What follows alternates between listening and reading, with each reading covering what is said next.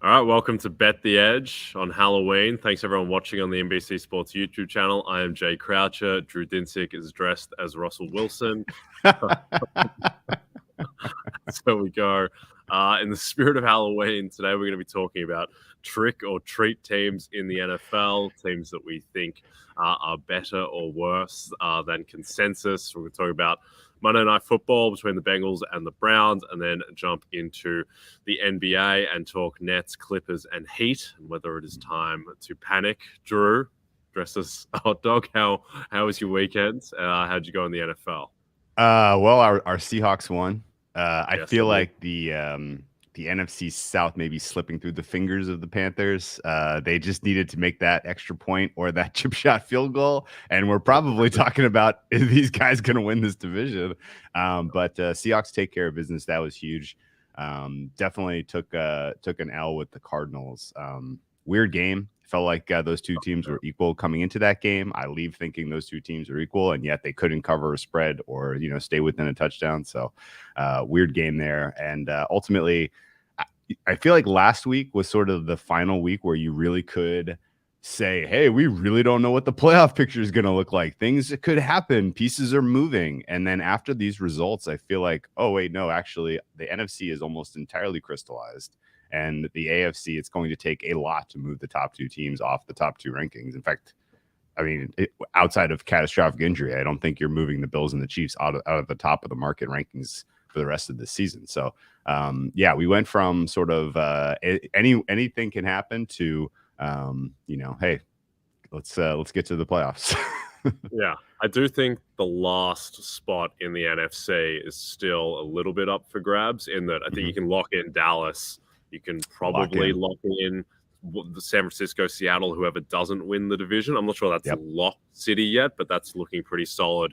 And then I would not lock in the New York Giants into a playoff spot, even at 6-2. I think that there's a chance that that they just, when you're that level of team, at any time you have a 4-game losing streak in you, which can open things up. Now, their schedule is fairly easy, so I'd make them definitely a clear favorite to make the playoffs, but I don't know if a team like that we're going to talk about, the New Orleans Saints, if they can get hot, even like random teams like the Bears or the Cardinals or the Packers, like one of these teams can make a run. So it wouldn't lock in the Giants just yet. But let's talk about one team that I think is pretty locked in at this point, barring implosion. And this is your treat team, the San Francisco 49ers.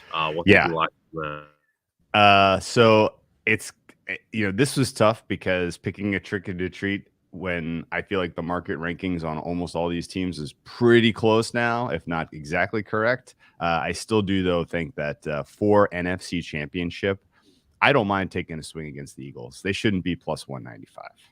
I mean, I get it. Like the playoffs have to go through Philly. They're going to probably get the bye, but this is still a very unproven team in those type of situations. Sirianni, a very unproven coach.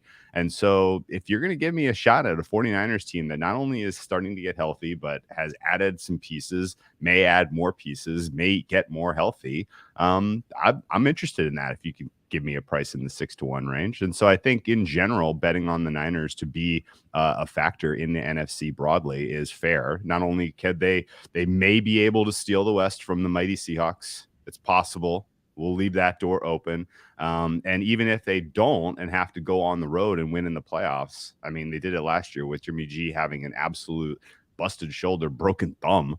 And so if he's healthier this year, I don't see why they can't make a more aggressive run to go back to the Super Bowl. Definitely the best defense in the NFC by my metrics by a decent margin. So let's take Niners to win the NFC as my treat. Yeah. I love how you talk about it being a possibility that they could win the NFC West and take down the juggernaut Seattle Seahawks. The Niners are minus 135 favorites to win that division, which I don't agree with the price. I don't think terrible price. They should be that heavily favored. It should be closer to a coin flip against Seattle. It's just actually moved out to minus 167 as we're talking. So I don't agree with it at all, and certainly don't hope that it happens. But I agree with the Niners. I think that on talent and with upside, I think that I would say actually that the Niners and Cowboys both have more upside than the Eagles. That might be an unpopular opinion, but I just think with the talent on that team, that is the case. I would be just a little bit concerned how they looked against the Chiefs and the Falcons. Like, those are two of their past 3 games, but at the same time, there are mitigating circumstances there. They were missing their entire defensive line against Atlanta, and then against the Chiefs, well, it's the Chiefs, and it was first game back for some guy. Like, Bosa wasn't himself last week. McCaffrey was just getting integrated. So I agree on the Niners having huge upside. Just very scared of Jimmy Garoppolo. The quarterback, I'm probably more scared about him than Jimmy Garoppolo, but the gap isn't as big as some people would think. It's Andy Dalton, who is now leading the New Orleans Saints, who have an incredibly impressive win, 24-0 over the Raiders as slight dogs in that game. And now I think if you kind of take a step back and look at this team, well, last year they had arguably the best defense in the NFL. They're getting healthier there, and they're starting to show that with the shutout of against the Raiders. The offense is, I think, better than most people expect. It's a really solid offensive line. Olave has proven that he is already a borderline elite wide receiver. He is fantastic. Alvin Kamara yesterday looked the most like Alvin Kamara he's looked in maybe 2 years. He dealt with an array of injuries to start the season, all throughout last season. And then Andy Dalton, who coming into yesterday, he was the 3rd highest graded quarterback in the entire league by PFF. The 2 guys in front of him, Josh Allen and Patrick Mahomes. Andy Dalton was 3rd, and he played well yesterday, so his grade might even increase. So I just think that the perception of this team is a little bit skewed because they've had just bad losses and closer games than people were anticipating. Like week 1, they have to come back and beat Atlanta. Well, it turns out Atlanta's not that bad. Yeah, they lose to Tampa Bay and Carolina. Carolina's probably not as bad as we thought at the time. They lose a nail-biter to Minnesota. They beat the Seahawks, which is now looking like an even more impressive victory than at the time. And then they lose a strange game to Cincinnati that is again neck and neck. The Arizona game, that's bad, but also the 2 pick sixes, these are such random events that completely decided the game. So I don't know. I think you step back, and I think this is probably projects forward as a 9-8 type of team. Just if you were starting the season again, 10-7 potentially, even if they can get their guys back. So I don't know. I like them at, I think, plus 550 for the NFC South as a bet, just because of how weak that division is. They will get to play Tampa again. But I mean, what do you make of the NFC South right now?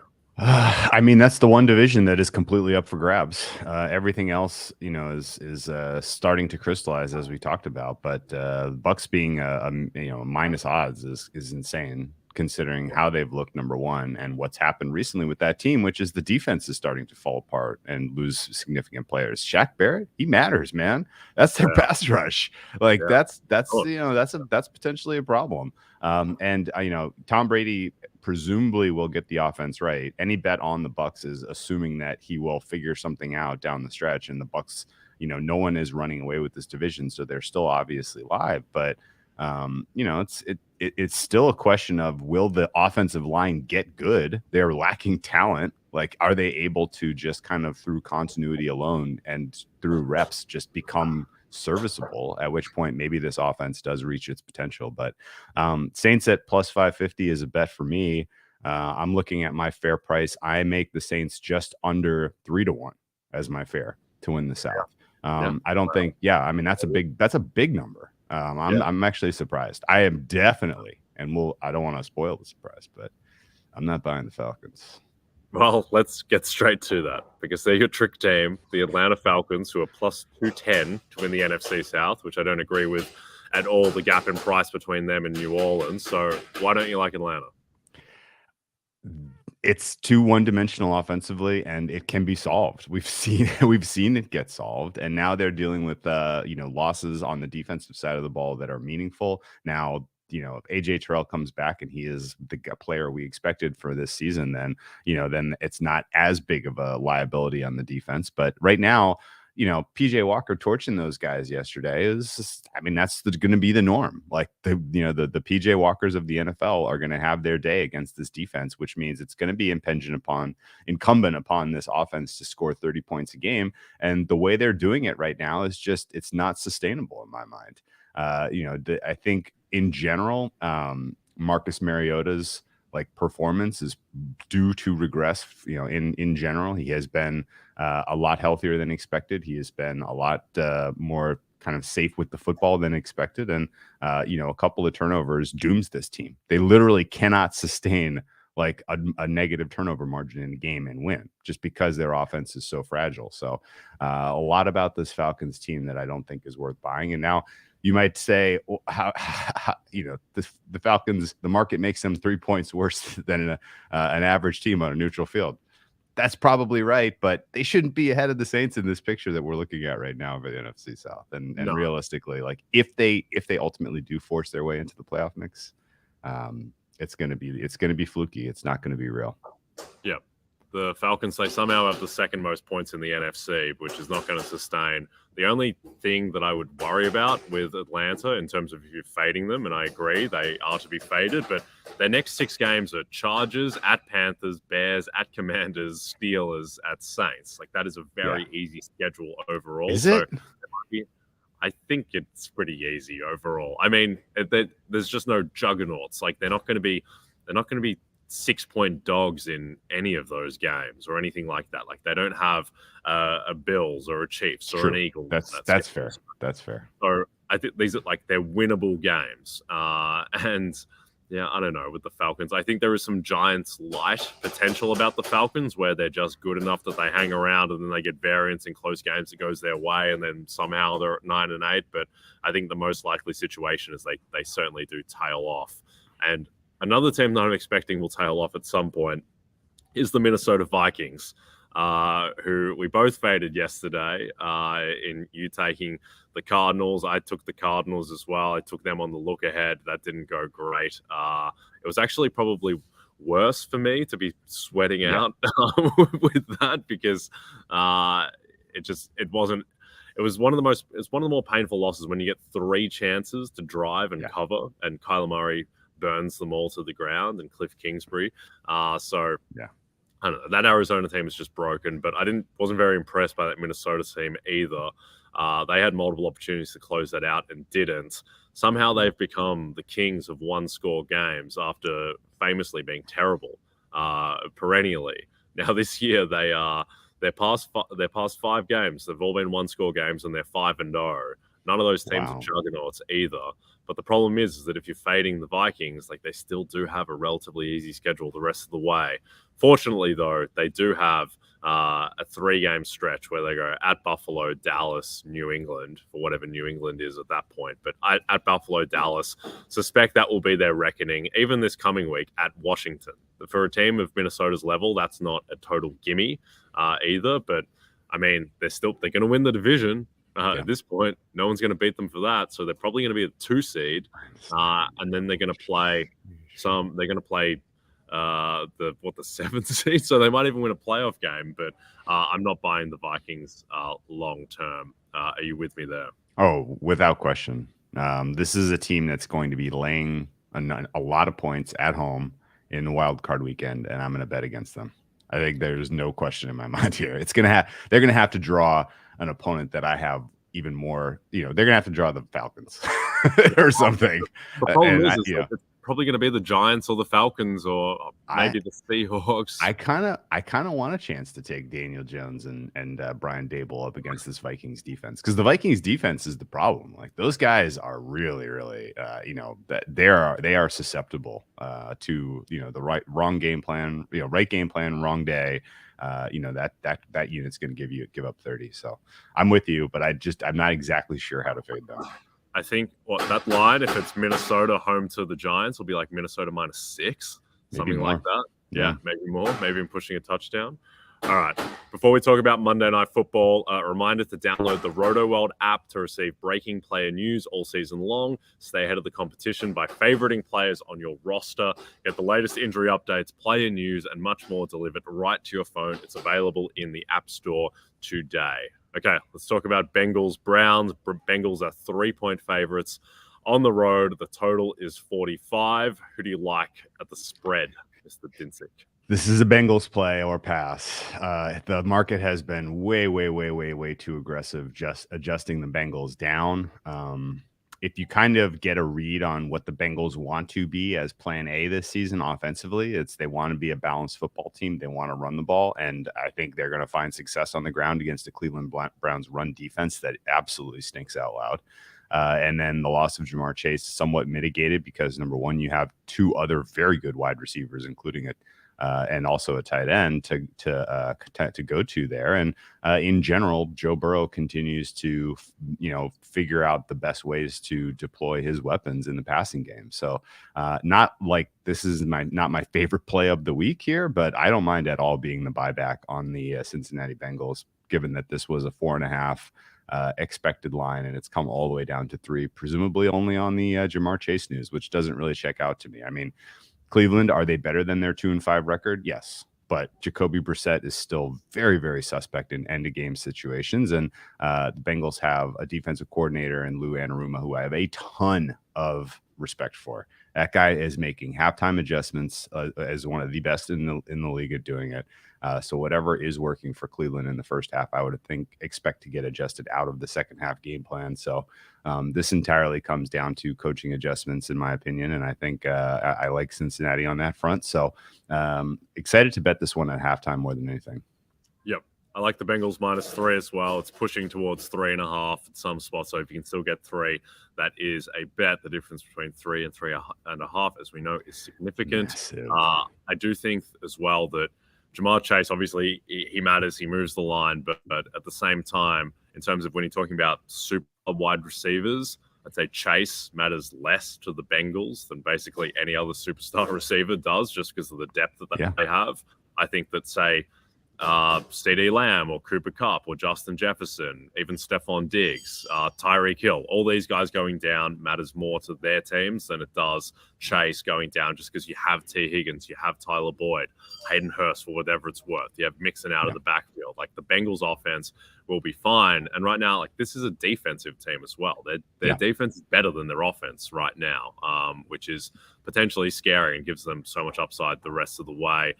In terms of props, one that I like, and it's moved around a ton already, so you're not going to get the best of the number, but Joe Mixon, he opened it, he was 65.5 rushing yards over under this morning. It's pushing up to 70.5, which is a little bit steep, but at the same time, I do think that, particularly with the Browns, who I believe have the worst rushing DVOA defense in the entire league, and we know that Zach Taylor loves running the ball to his heart's content whenever he has an excuse to. So maybe with Chase out, they give Mixon more of a workload. At some point, the offensive line, even if it's not very good, has to push you above 3.5 yards per carry. So I do like the over on Mixon.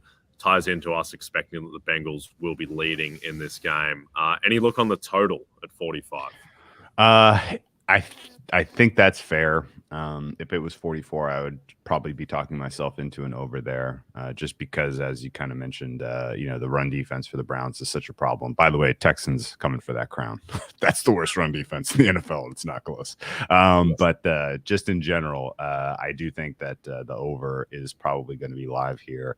I think if I had to look, though, I'm probably looking first half over. I don't think that you're going to see continued success in scoring out of this Browns team, particularly in the second half of the game.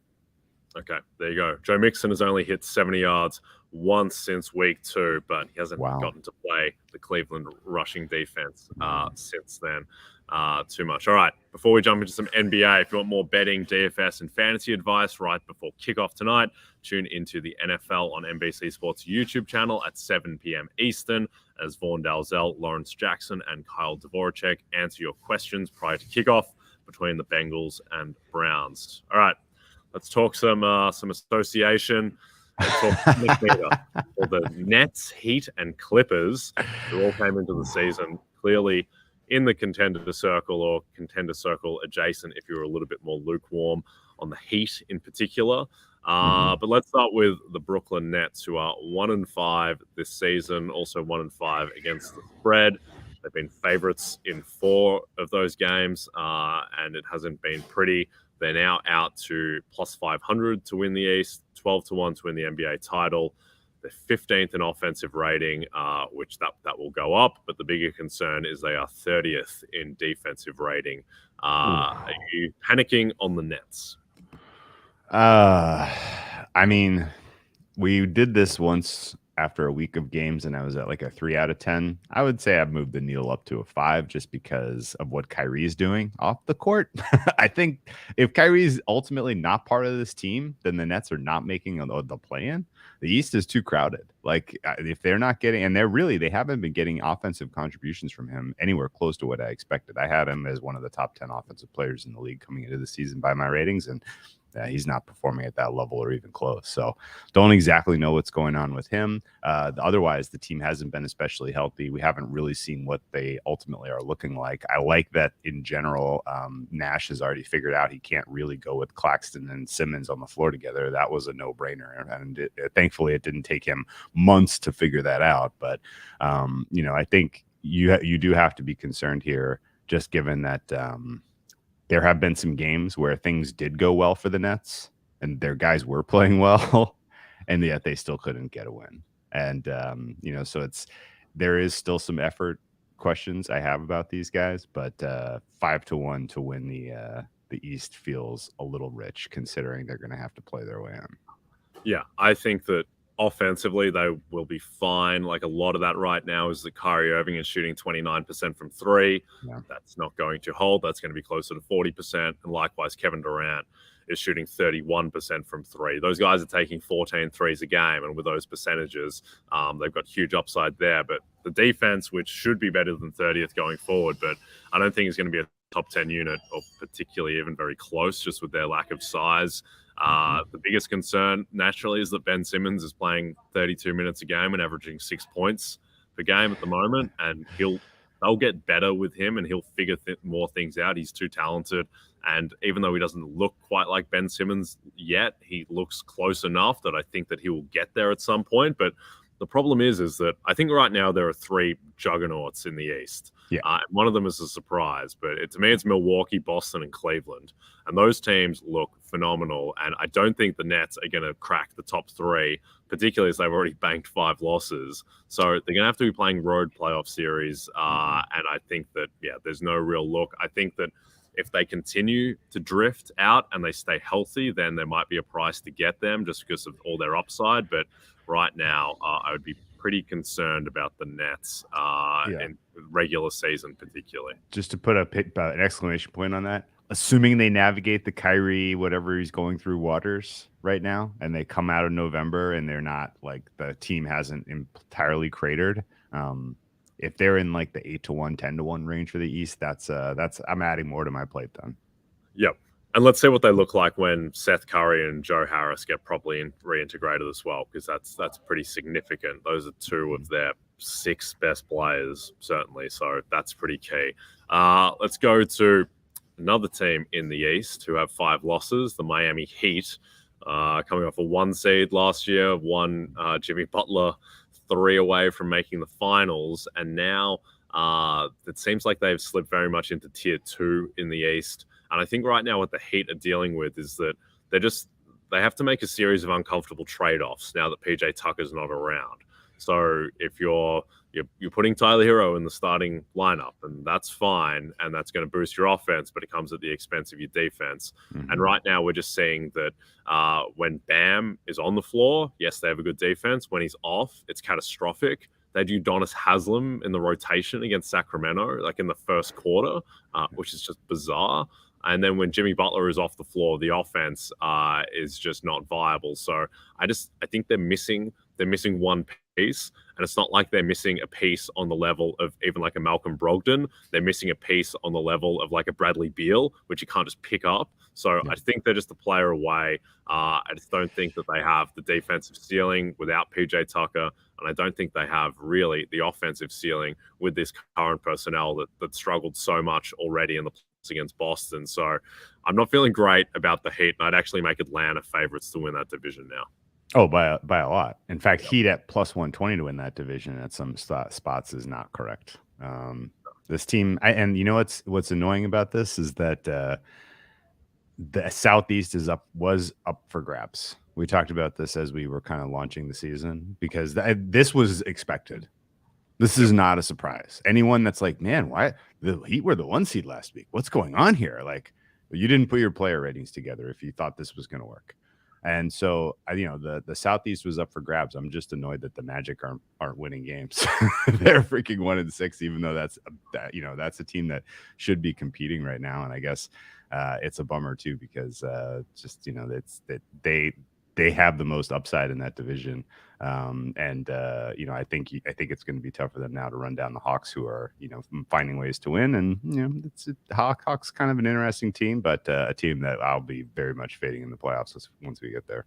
Yeah, the Hawks are interesting in that they might get to 49 wins as their best case, and their worst case is like 41 wins. So I think they're a very kind of known commodity in that sense. Mm-hmm. Before we go to the Clippers, I think the whole thing with the Heat right now is that when Bam Adebayo is on the floor, 106 defensive rating. That's top 5 in the NBA. When he's off the floor, it's 121.5, and that's worse than the league. Then you flip it the other way. When Jimmy Butler is on the floor, their offense has a 115 rating, which is excellent.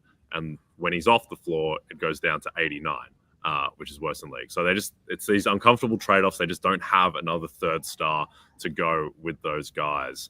Another team without a third star, Drew, is the Los Angeles Clippers, who are playing right now with 1.25 stars, with Kawhi Leonard still dealing with his knee injury. He's out he's out the next couple of games at least. They're 2-4, and 2-4, it doesn't really matter. All that matters really is what Kawhi looks like and his health. And I don't think it's normal 18 months off of an ACL to still need to be missing a week because of soreness in your knee. That's generally not how it goes. So that would be my concern at the moment. How worried about Kawhi and the Clippers are you? Very. Yeah, I mean, if you expected the Clippers to be in the mix for the Western Conference and you're trying to make sense out of the injury situation with Kawhi right now, you can't be feeling good. It is unusual to still be dealing with this after that much of a layoff. The bull case for the Clippers was you were going to get a healthy Kawhi out of the gate this year, and he was going to get load managed, but it wasn't going to be, we're not sure he can play at all, which is what it feels like right now. And the guy is soft in general. Like, he's relatively, prone to the, injuries and kind of erring on the side of caution.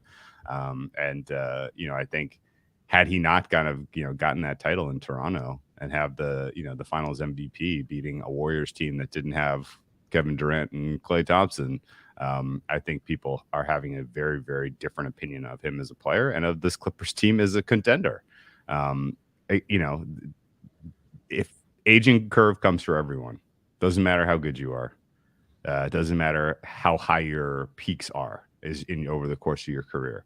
And if you are subject to injury, it comes that much more aggressively, and we may never see peak Kawhi again. That's my general feeling.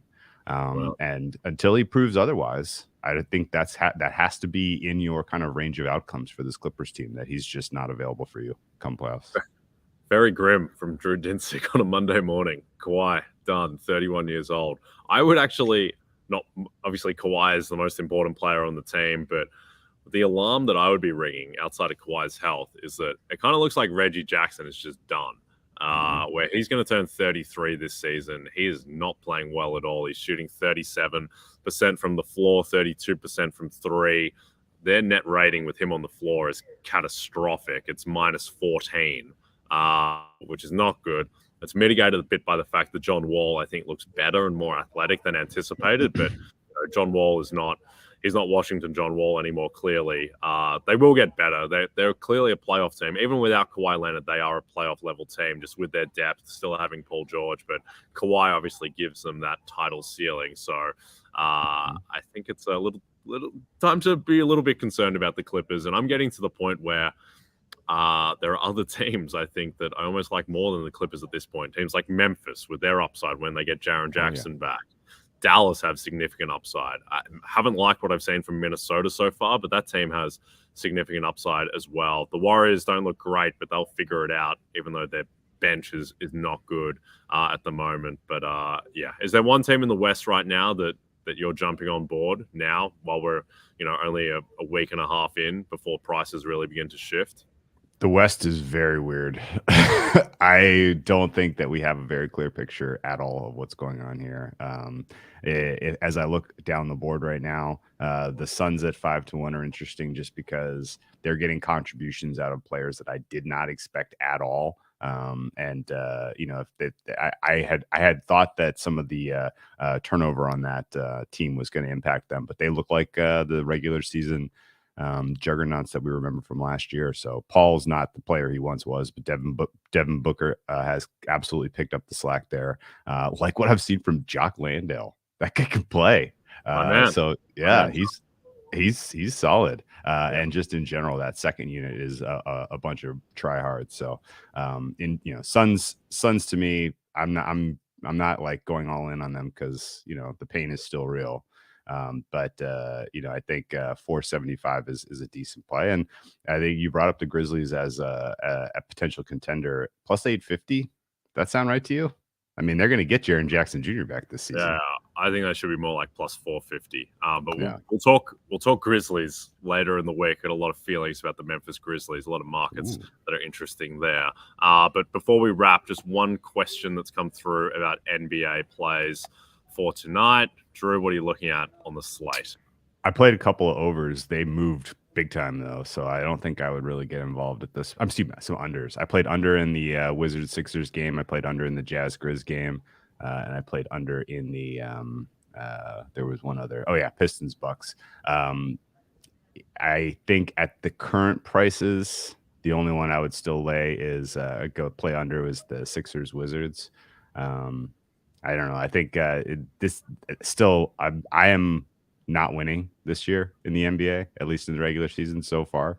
Kind of figuring out who ultimately will benefit from sort of the new regime and the kind of the current landscape is still on my list of things to do.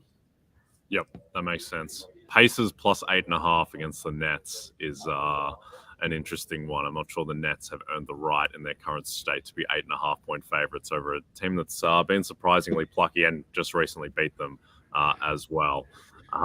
So we'll see how it unfolds for the Brooklyn Nets. Anyway, we are done. But before we go, it's a weekend of must-watch events on NBC and Peacock. It all begins with the Horses and the Breeders' Cup Saturday at 3:30 p.m. Eastern, followed by Tigers, the Clemson Tigers, taking on Notre Dame football in South Bend, and capped off with Saturday Night Live. The action continues Sunday with the NASCAR Cup Series Championship at 3 p.m. and wraps up with the Titans battling the Chiefs on Sunday Night Football starting at 7 p.m. We'll see how many carries Derrick Henry can get in that one. All of it is on NBC and Peacock. And also don't forget to check out NBC Sports EDGE for more information to help you with your wagers. Thanks everyone watching on the NBC Sports YouTube channel. And if you're listening to us in podcast form, don't forget to subscribe and rate us. From Jay Croucher and Drew Dinsick, we'll be back tomorrow.